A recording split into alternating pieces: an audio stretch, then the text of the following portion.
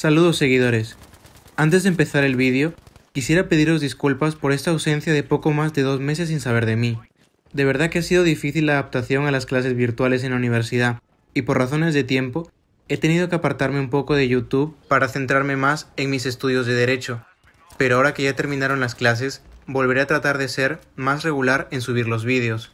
Espero que todos estéis bien junto con vuestras familias a pesar de toda esta situación complicada, y esperemos que todo mejore pronto. Dicho esto, vamos ya al tema.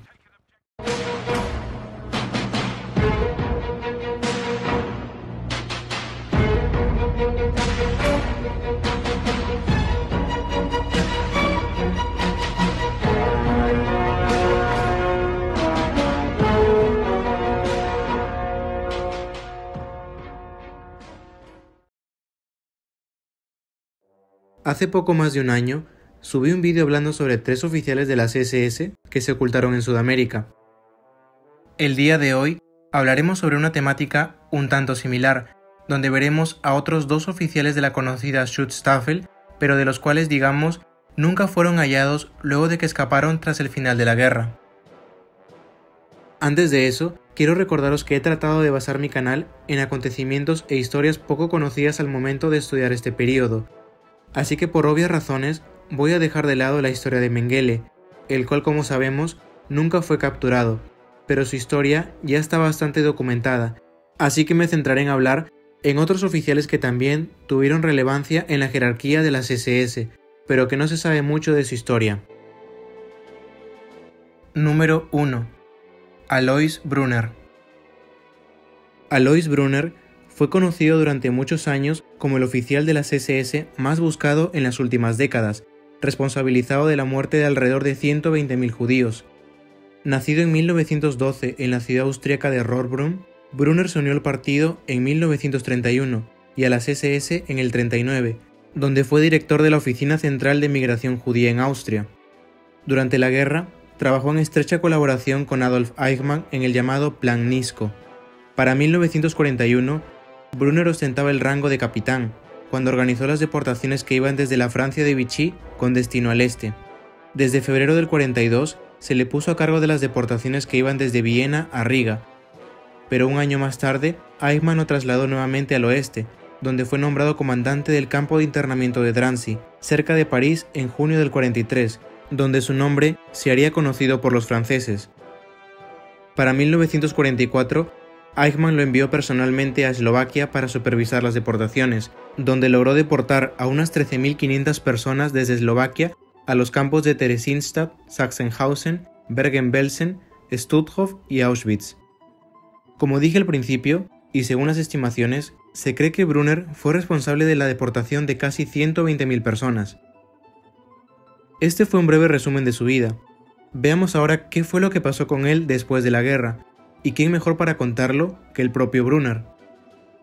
En una entrevista en 1985 con la revista Bunte de la Alemania Occidental, Brunner contó cómo escapó de la captura de los aliados inmediatamente después de la capitulación alemana. Lo que ocurrió fue que la identidad de Brunner, aparentemente, se mezcló con otro miembro de las SS con el mismo apellido, llamado Anton Brunner, quien fue ejecutado erróneamente por los crímenes de guerra de Alois. No obstante, Alois Brunner, al igual que Mengele, no tenía el tatuaje típico de las SS donde se indicaba su tipo de sangre, lo que evitó que su identidad fuera detectada en los campos de prisioneros de los aliados. Por su parte, Anton Brunner, quien también había trabajado en las deportaciones en Viena, finalmente fue confundido con Alois e inclusive también por algunos historiadores. Alois añadió que había recibido documentos oficiales con un nombre falso de las autoridades estadounidenses, y afirmó que había encontrado trabajo como conductor del ejército de los Estados Unidos en el período de la posguerra. En el año 54, y tras haber sido condenado a muerte en rebeldía por el Tribunal de las Fuerzas Armadas de París, logró huir de la Alemania Occidental con un pasaporte falso de la Cruz Roja, primero a Roma, luego a Egipto, donde trabajó como traficante de armas, y finalmente a Siria, donde tomó el seudónimo del Dr. George Fisher. Ya en Siria, Alois sirvió como asesor del gobierno de los al-Assad a cambio de su amparo. Siria había rechazado durante mucho tiempo la entrada a los investigadores franceses, así como los cazadores Serge y Bit Klarsfeld, quienes pasaron casi 15 años intentando llevar el caso de Brunner a los tribunales en Francia. Simon Wiesenthal, por su parte, intentó sin éxito rastrear su paradero exacto. Sin embargo, la Alemania Oriental negoció con Siria a fines de la década de 1980 para que Brunner fuera extraditado y arrestado en Berlín. Se cree que el gobierno de Siria, presidido por Hafez al-Assad, estuvo cerca de extraditar a Brunner a la Alemania Oriental, pero la caída del muro de Berlín cortó los contactos entre los dos regímenes y detuvo el plan de extradición. Siguiendo con la entrevista de la revista Bunte, Brunner fue citado diciendo que no lamentaba nada y que todos los judíos merecían su destino. Por otra parte, en una entrevista con el periodista austríaco Gerd Honzig, Alois negó las acusaciones que mencionaban las cámaras de gas.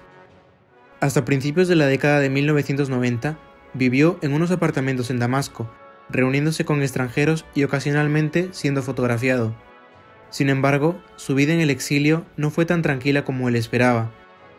En 1961 y en 1980 recibió varios paquetes bomba que le fueron enviados mientras residía en Damasco. Como resultado de la carta bomba que recibió en el 61, perdió un ojo, y en el 80 perdió sus dedos de la mano izquierda. En diciembre del 99 surgieron informes no confirmados de que Brunner había muerto en el 96 y había sido enterrado en un cementerio en Damasco. Pero los periodistas alemanes lo vieron en el Hotel Meridian en Damasco ese mismo año, donde se decía que vivía bajo protección policial. En el año 2011, el famoso diario alemán Der Spiegel informó que el servicio de inteligencia alemán había destruido todos los archivos del caso Brunner en la década de 1990, aunque algunas observaciones de algunos documentos restantes resaltaron las declaraciones contradictorias sobre si Brunner había trabajado para la inteligencia alemana en algún momento. El 30 de noviembre de 2014, el centro Simon Wiesenthal declaró haber recibido información que provino de un ex agente del servicio secreto alemán de que Brunner había muerto en Siria en el 2010, donde habría tenido 97 o 98 años, pero que debido a la guerra civil en Siria se desconocían la fecha exacta y el lugar de la muerte. Hasta hacía algunos años, la fecha exacta de la muerte de Brunner seguía siendo un misterio, pero finalmente, en el 2017, el periodista francés Jean Robert pudo entrevistar a 3 exmiembros del servicio secreto sirio, quienes habían sido los guardias de Brunner, los cuales dijeron que pasó sus últimos años en condiciones miserables en el sótano de un bloque de apartamentos en la capital siria, a finales de la década de los 90. Uno de los guardias dijo además de que Brunner sufría y lloraba mucho en sus últimos años.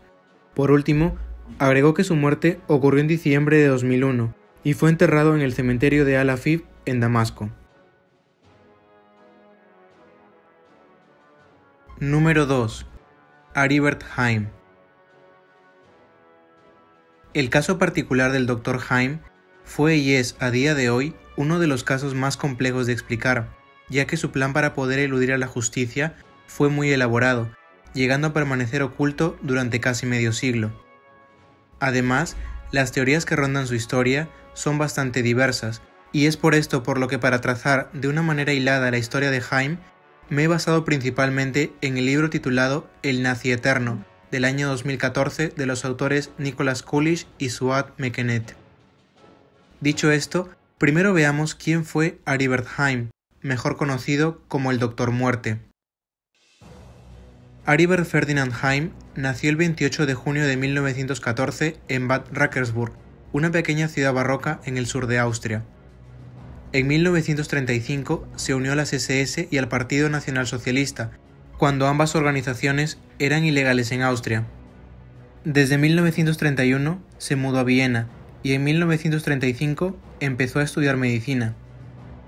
Después de que Austria fuera anexada por Alemania, Haim se graduó en medicina en 1940, siendo destinado por las SS al campo de concentración de Mauthausen en octubre de 1941, donde su nombre se haría conocido. Allí permaneció durante 7 semanas, donde trabajó como médico del campo. Como es sabido, Mauthausen es considerado como uno de los campos de trabajos forzados más duros del régimen nacionalsocialista. Los médicos del campo llevaban a cabo experimentos con los prisioneros, donde Haim fue conocido como el Doctor Muerte o el carnicero de Mauthausen, debido a que solía realizar operaciones innecesarias y sin anestesia, y también por inyectar gasolina al corazón de los prisioneros.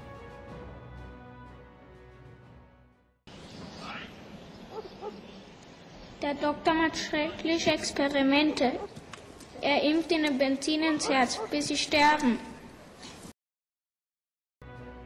También estuvo un tiempo en el campo de concentración de Ebensee, cerca de la ciudad de Linz. Durante todo ese tiempo, el Dr. Heim llevó un registro sobre las intervenciones que realizaba a los prisioneros en sus libros de operaciones. Sin embargo, fue enviado al frente en febrero del 42, donde sirvió como médico en la 6ª División de Montaña de las SS en el norte de Finlandia. Al final de la guerra, en marzo del 45, fue capturado por soldados estadounidenses y enviado a un campo de prisioneros de guerra a la espera de juicio. En enero de 1946, Estados Unidos ya tenía constancia de los crímenes cometidos por Heim, gracias a los testimonios de los testigos presenciales. No obstante, lo mantuvieron bajo su custodia. En marzo del mismo año se celebró un juicio en Dachau, donde el personal de las SS era llevado ante la ley. Lo curioso era que el Dr. Heim no se contaba entre los acusados, aun cuando las autoridades estadounidenses sabían el cargo que había ocupado. Al final, hubo 61 acusados y 58 sentencias de muerte, entre ellas la del superior de Heim y la de su amigo personal, el químico del campo. Heim, en cambio, fue liberado, trabajando en un hospital de la localidad hasta septiembre del 46. Posteriormente, el 22 de marzo del 48, y durante el llamado proceso de erradicación del nazismo, del cual ya hablé en un vídeo anterior, el Dr. Heim fue clasificado por el tribunal como seguidor y fue amnistiado. Aquí surge la primera controversia, ya que en su expediente figuraban todos los actos que había cometido como médico de las SS. Sin embargo, el tribunal se dijo que hizo la vista gorda. Después de que el gobierno estadounidense lo pusiera en libertad en 1948, Heim vivió en la pequeña ciudad de Bad Nauheim en Alemania, donde formó parte del equipo de hockey sobre hielo y trabajó como médico, donde su pasado no fue revelado en ningún momento. Durante esos años, sus allegados contaron que Heim vivía en constante temor y preocupación. Mientras tanto, en Austria, desde 1948, se inició una investigación en su contra, recopilando varios testimonios de testigos oculares, pero el jurado no podía someterlo a juicio hasta que fuera arrestado, y las posibilidades de encontrarlo no mejoraron con los años. El factor del tiempo, desde un punto de vista jurídico, es de vital importancia, ya que cuanto más tiempo pasa entre el crimen y el juicio, sobre todo cuando un caso se basa exclusivamente en testimonio de testigos oculares, es más difícil juzgar el delito, ya que el testigo ocular es la persona que informa de hechos o circunstancias de los cuales tiene conocimiento, y que en muchas ocasiones resultan decisivos para la resolución de un caso, y si más tiempo pasa, más propenso es éste a incurrir en lo que se conoce en derecho como falsas memorias, tanto implantadas como espontáneas. A finales del 48, el Tribunal Regional de Viena solicitó a la policía alemana que lo encontrara, pero para entonces Heim ya había obtenido la ciudadanía alemana y renunciado a la austriaca. Al respecto, se cree que la facilidad con la que el doctor obtuvo la ciudadanía alemana demostraba que contó con la ayuda de personas con bastante influencia. Luego de obtener la ciudadanía, Heim se mudó a la ciudad de Baden-Baden, donde trabajó como ginecólogo, presentándose siempre con su nombre real. Además, en junio del 58, construye un bloque de pisos en Berlín que le costó unos 160.000 marcos. Mucho antes de que la policía alemana se movilizara para arrestarlo, él ya había sido informado en su villa en Baden-Baden. Por eso, en 1962, visitó a su abogado llamado Fritz Steinacker, quien por cierto también fue abogado de Mengele, al cual solicitó para que se le otorgue un poder notarial a su hermana para que lo representara en asuntos fiscales y además sería la que le enviaría el dinero de sus alquileres mientras él estuviera en el exilio. Se creía que todo esto formaba parte de su plan para cuando tuviera que desaparecer, y así fue, ya que al poco tiempo la orden de arresto fue emitida, pero Heim ya había huido de Alemania. En los años siguientes a su desaparición, Heim fue el objetivo de una persecución a conciencia y se ofrecieron recompensas cada vez mayores por su captura. En este punto entonces fue donde surgieron varios testimonios que habían afirmado haber visto al Doctor Muerte. Entre ellos, la policía recibió informes de que fue visto en Alemania, en el Tirol del Sur, en Suiza y en España. Se dice también que trabajó como médico para la policía de Egipto. Asimismo, existen testimonios oculares que lo sitúan en Estados Unidos, Venezuela y también Brasil. Las investigaciones para dar con el paradero de Haim se intensificaron en el 2004. Asimismo, se ofreció una recompensa de hasta 130.000 euros más la misma cantidad aportada por el centro Simon Wiesenthal y otros 50.000 euros que aportaba el gobierno de Austria. En 2006, un periódico alemán informó que Haim tenía una hija, llamada Waltraud, que vivía en las afueras de Puerto Montt, en Chile, quien dijo que su padre había muerto en 1993. Por ello, en el 2007, el centro Simon Wiesenthal exigió al gobierno de Chile que proporcione información relevante para el caso del Dr. Haim, ya que se creía que se ocultaba en alguna parte de la Patagonia. Al año siguiente, fue nombrado como uno de los 10 criminales de guerra más buscados. Tras años de avistamientos aparentemente falsos, las circunstancias que rodearon su fuga, la vida en la clandestinidad y su presunta muerte fueron informadas conjuntamente por la emisora alemana ZDF y el New York Times en febrero de 2009.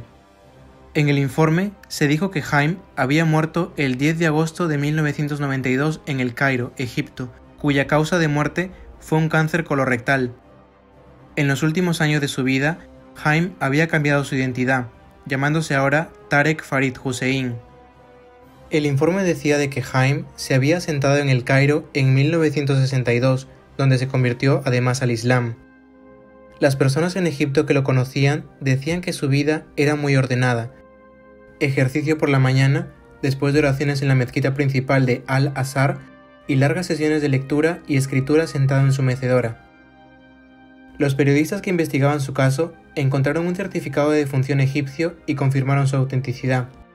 Sus allegados en Egipto también dijeron que no sabían que era un hombre buscado. Finalmente, en el 2012, un tribunal regional de Baden-Baden confirmó que el doctor Aribert Haim murió bajo la identidad supuesta de Tarek Farid Hussein en Egipto en el año 1992, sobre la base de las pruebas que habían presentado su familia y su abogado.